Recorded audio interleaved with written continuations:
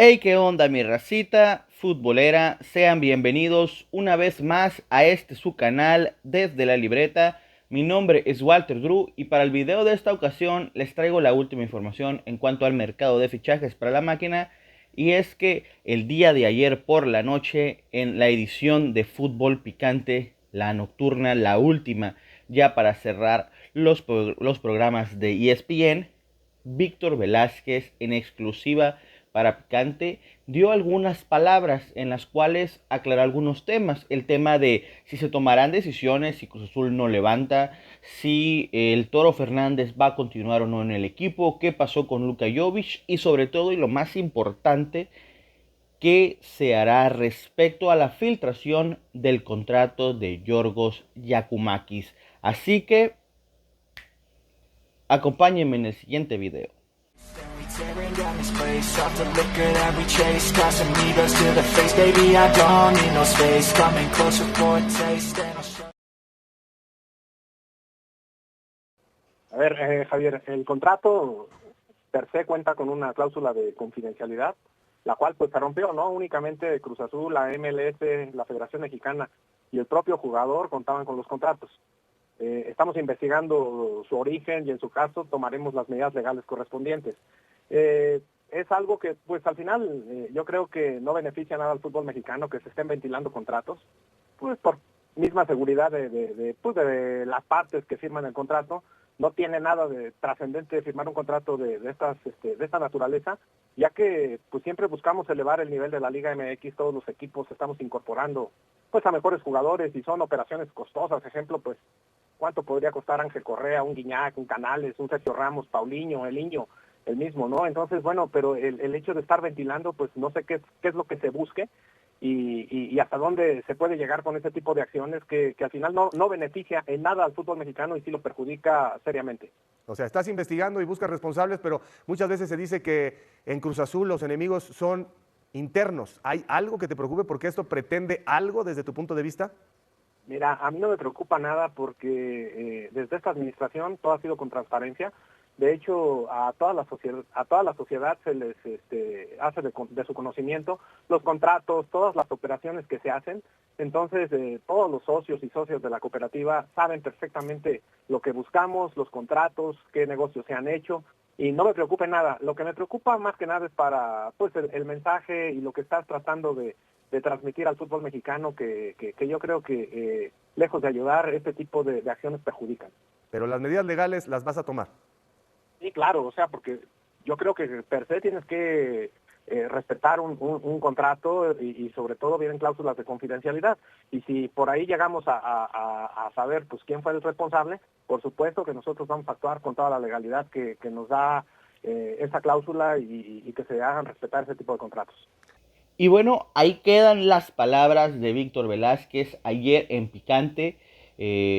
Como dije, habló de varios temas. A mí me parece que hoy lo más importante es el tema de la repercusión del contrato, de las consecuencias que habrá por la filtración del contrato del griego y el segundo tema que vamos a tocar, que es el del Toro Fernández. Pero aquí está, como le digo, no, lo importante para mí es el tema, principalmente es el tema de Giakoumakis, un jugador que, como dije en mi video anterior, si bien sus números no son malos, son números incluso buenos, porque prácticamente tiene cerca de 16 goles generados en 40 partidos, habiendo jugado muy pocos minutos en promedio, pues tampoco son los números de un jugador que se haya echado el equipo al hombro, ¿no? Que sea ese diferenciador que tanto necesitaba Cruz Azul, como por ejemplo si lo es Paulinho con Toluca, y como por ejemplo, a pesar de que no ha conseguido levantar ningún título, incluso han fracasado rotundamente,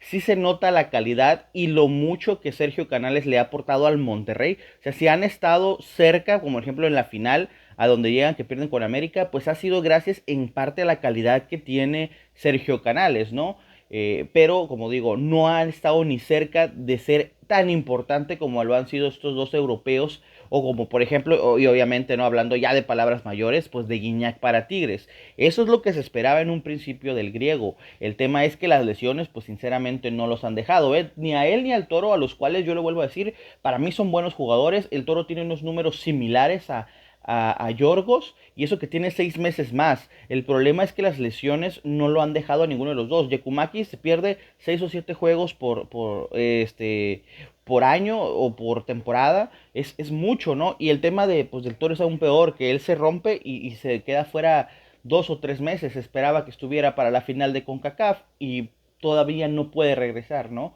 Entonces es un tema muy complicado. Pero el tema de Yakumakis sí fue algo que a mí me ha llamado mucho la atención. De hecho, desde que llega Alonso, el ataque en contra de Cruz Azul ha sido incesante, ¿no? Cuando simplemente era un rumor, se la pasaban tirando y tirando y tirando acusaciones. Si los confrontabas y les decías en alguna red social, oye, presenta las pruebas, pues obviamente se iban a hacer patos porque no tenían nada, porque hay claramente una línea en contra de Alonso que viene incluso desde Pachuca. Llega a Cruz Azul, comienza Cruz Azul a levantar, porque a ver, recordemos cómo estaba Cruz Azul antes de Alonso, que era un equipo que a duras penas peleaba por entrar al repechaje, oye, ni siquiera la liguilla, al repechaje. Cruz Azul, después de la novena, fue un equipo de capa caída totalmente, fue un equipo que cometió muchas equivocaciones, que contrató jugadores increíblemente malos, como lo era Lotti, por ejemplo, jugadores que prácticamente no vieron nada de actividad por decisiones técnicas, como lo fue Carrera, y evidentemente sí llegó a llegar algún jugador por ahí interesante como Castaño, pero nunca le dieron la oportunidad, no salió a los 6 meses porque no le gustaba el DT, como Moisés, que a pesar de que se viraba como un jugador interesante, pues no logró hacer nada. Entonces este equipo, imagínense, ¿no? Aquí estuvo el hermano de Funes Mori y fue un fracaso total. Carneiro, el que me digas del Iván Morales, ¿no? Imagínense tanto problema que causó Iván Morales, increíblemente se quedó más de un año en Cruz Azul, pero que posiblemente ahí llegamos a ver a los peores fichajes de Cruz Azul en este siglo, o por lo menos a un gran número de ellos, ¿no? Llega Alonso con una gran revolución, acompañada de un respaldo de la directiva tanto económico como deportivo. Se hacen buenas contrataciones, se llega a una final. Lamentablemente pues en ese torneo se rompe el Toro la primera vez. Viene el segundo, llega Yakumakis y desde ahí ya todo se empieza a desmoronar, ¿no? Ya de por sí se señalaba. Llega Yakumakis y se comienza a hablar de por qué se va a pagar tanto, de por qué, de dónde está saliendo el dinero, una infinidad de cosas, ¿no? Cuando no se han cuestionado otros fichajes como el de Andy Delort, por ejemplo, que llegó de Francia, fue un fracaso en México, seguramente cobraba poco, nunca los vimos quejarse, ¿no? Cuando fichan a Diego Valdés, pues no se quejan, ¿no? Cuando fichan a Florian Thauvin, que bueno, él llega libre, pero cobrando un sueldazo, y estuvo un año y fue un fracaso totototote, ¿eh? Un jugador que venía de gran nivel en Europa, que había sido campeón del mundo sin sumar minutos, pero campeón del mundo al final de cuentas, no se hizo nada. Toluca viene invirtiendo muy, muy fuerte.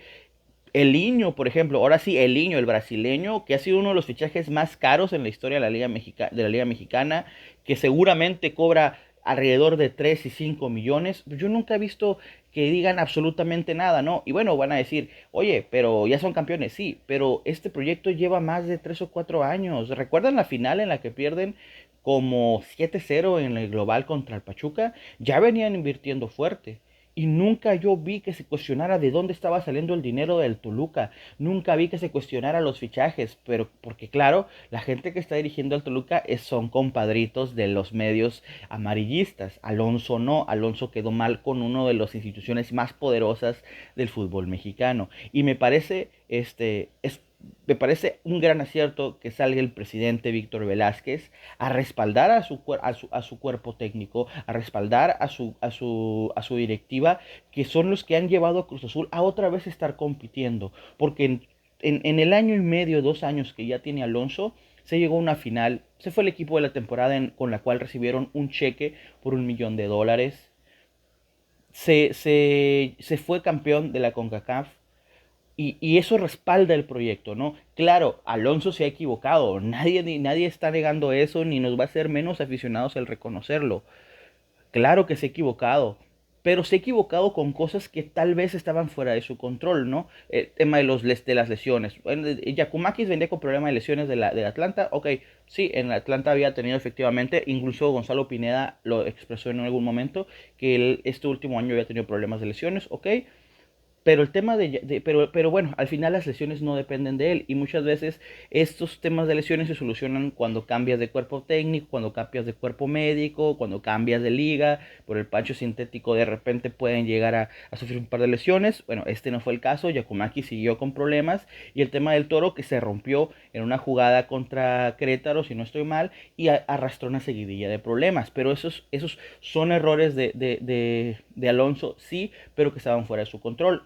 Se equivoca con el tema Jovic definitivamente al no tener un plan B.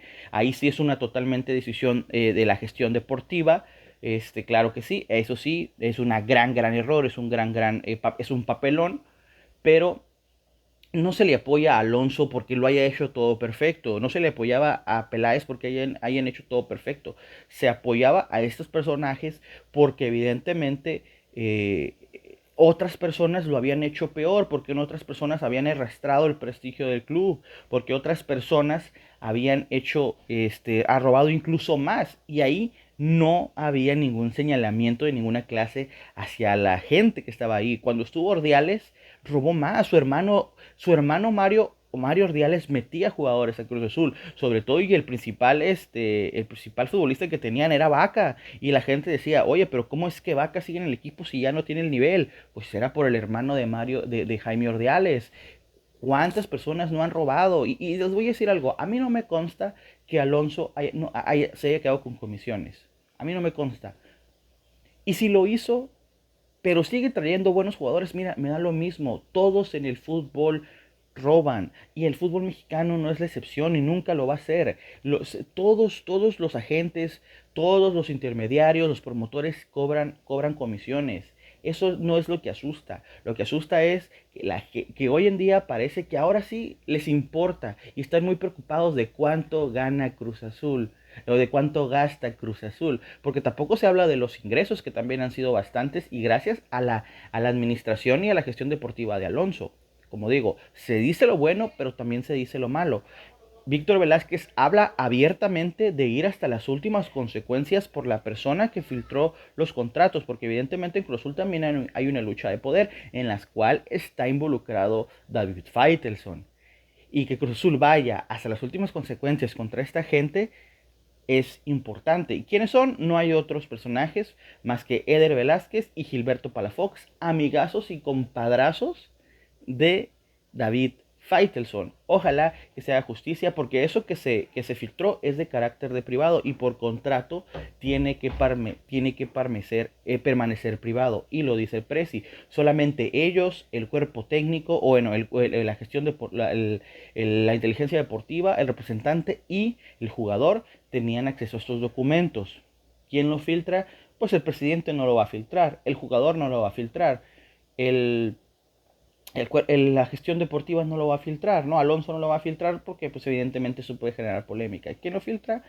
Este tipo de personas, ¿no? Y están haciendo un drama por un jugador que ni siquiera está entre los mejores pagados de la liga. Y dirás, bueno, todos los mejores pagados están entre los mejores jugadores de la liga. No, no, no todos, la verdad. La verdad es que no todos. Algunos sí, como por ejemplo Canales, como digo, pero luego está Ramos que hasta el momento, y obviamente por edad, por el físico, pues todavía no demuestra toda su calidad o no ha demostrado toda su calidad, pero como digo, es normal por el tema de la edad. El Chicharito, por ejemplo, ha sido un fiasco total y yo no veo a nadie quejándose por su sueldo. Es porque hay una línea directa a Cruz Azul. Nosotros como aficionados debemos elegir una postura, atacar al equipo, a una persona que le ha regresado el prestigio y los ha llevado a competir una vez más gracias a sus decisiones, que sí, como digo, no todas han sido buenas, se ha equivocado y bastante y feo en algunas, pero creo que son muchas más las buenas que las malas en el tema Alonso y me parece importantísimo que haya salido el presidente a nivel nacional a decir se va a llegar hasta las últimas consecuencias y apoyar a la gente del azul. A ver, mira, hicimos una oferta interesante por el jugador en el aspecto deportivo y económico. Lamentablemente eligió otra opción. Ahora pues estamos evaluando nuestros propios activos y pronto tomaremos una decisión. Yorgos y el Toro Fernández son grandes jugadores, además de que Sepúlveda atraviesa un gran momento y recientemente lo acabamos de renovar, ¿no? Entonces, bueno, pues sería muy buena opción retomar a Gabriel Fernández y si le encontramos acomodo a Yorgos, pues adelante, haríamos ese tipo de acciones. El Toro, Gabriel, de veras que es un chico muy comprometido. De hecho, aunque no está registrado o está registrado con la 21, va a apoyar a todos los partidos y la verdad es tenemos una muy grata impresión del Toro. Desgraciadamente ha tenido mala suerte con las lesiones últimamente, pero es un gran jugador y es un gran elemento. Y bueno, ya para cerrar, algo rapidito, tocar rapidito el tema del Toro Fernández. Y aquí es como digo, ¿no? Alonso no se le respalda porque sea a Iván Alonso, porque todo lo ha hecho perfecto, porque no. Se ha equivocado y bastante. Una de sus equivocaciones, como digo, el tema Jovic, no haber tenido un plan B preparado. Hoy parece que se va a reintegrar el tema del Toro Fernández a Cruz Azul. Va a volver a jugar con el equipo, un jugador que es abiertamente una incógnita, no sabemos cómo va a reaccionar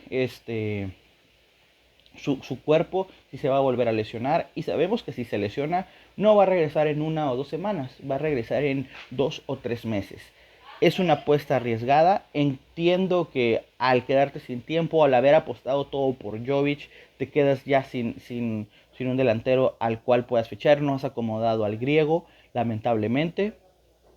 Entonces, esas son consecuencias de una mala toma de decisiones que se han generado en cuanto a la elección del delantero.